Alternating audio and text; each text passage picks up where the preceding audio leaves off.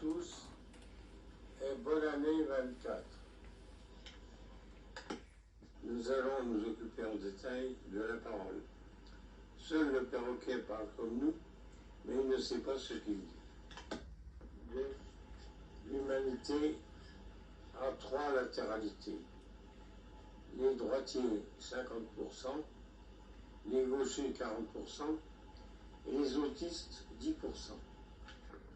Chez les deux premières catégories, la femme a une voix vers le haut et l'homme une voix vers le bas.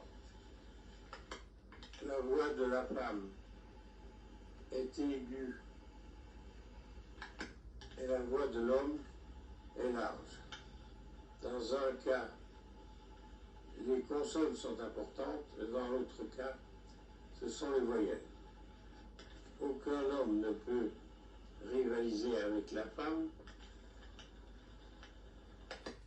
d'élocution. Dans ces deux premières catégories, il y a deux cerveaux. Un cerveau M masculin et un cerveau F féminin. Le cerveau M est dominant chez les hommes et le cerveau F est dominant chez les femmes.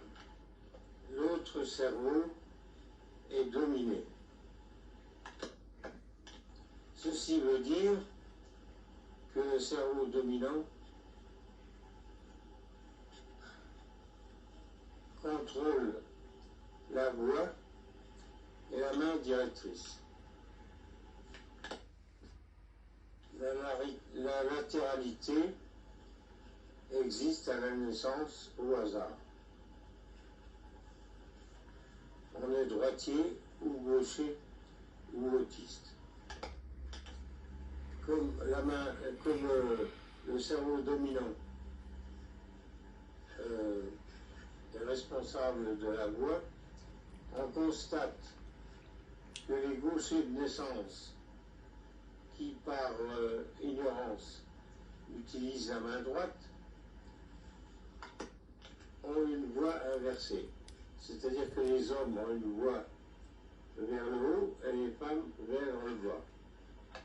À l'âge adulte, on peut donc voir si l'individu est inversé. Avec les progrès de la science, on pourra savoir, grâce à une machine, si le bébé est droitier ou gaucher, ou autiste. Les autistes ont deux cerveaux égaux et semblables. Autrement dit, c'est comme s'ils avaient un seul cerveau. Il s'agit de deux M ou de deux F, quel que soit le sexe. Normalement, ils devraient donc être ambidextres. Ces deux cerveaux, dans ces trois catégories, discutent entre eux. Il est évident qu'une discussion avec deux cerveaux différents est différente d'une discussion avec deux cerveaux semblables. On constate que les autistes ont une mémoire extraordinaire, une mémoire double. Les autres catégories ont moins de mémoire, parce qu'en discutant entre cerveaux, ils accumulent des parasites qui font qu'il y a moins de place pour la mémoire. La conséquence de l'inversion est sexuelle. En effet, le fait d'utiliser la deuxième main à la place de la première favorise l'homosexualité. Elle est assumée ou non.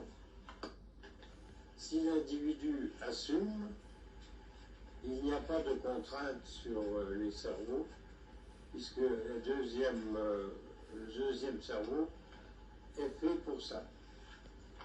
Par contre, s'il essaye d'être hétérosexuel, il y a une contrainte sur les cerveaux.